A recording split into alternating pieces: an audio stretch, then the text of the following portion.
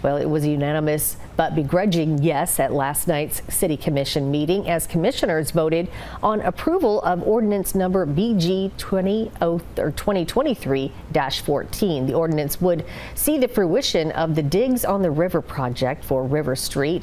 It's a project that would boast 375 multifamily units as well as commercial buildings like restaurants and boutiques.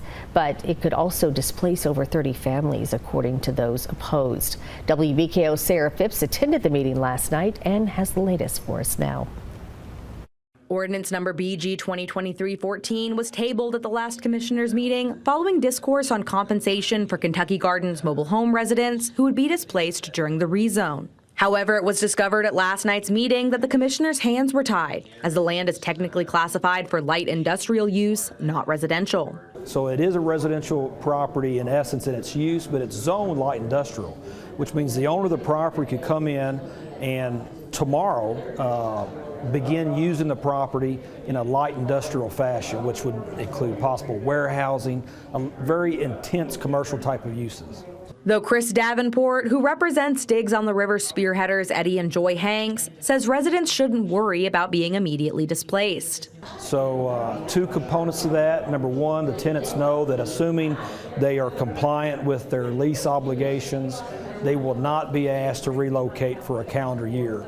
And whenever that happens, they'll have to be given 90 days notice. Regarding compensation, Davenport says the Hanks will discuss with residents on a case-by-case basis, though Rebecca Voiles, representing the Mobile Park residents, says that's not enough. We in the trailer park are surviving as best as we can, and that's what it is. We're barely surviving, and it does not look like the rest of the city would give us that opportunity to just survive. Voiles says she and other residents have looked at other apartments and homes in the city, but nearly all are too expensive, and many residents can't get on housing lists due to living in the trailer park. A lot of us are single moms. I'm a single mom. I have two. I take care of my mom, but between what I get and what my brother gets, we barely make it through on just the day-to-day necessities. Voiles says after talking with residents, all are looking for a settlement of $500,000 per family to cover moving expenses and help in purchasing a new home. Reporting in Bowling Green, Sarah Phipps, WBKO News. And at this time, there is no complete timeline for when construction will be complete. The developers hope to have the project done by the end of the year.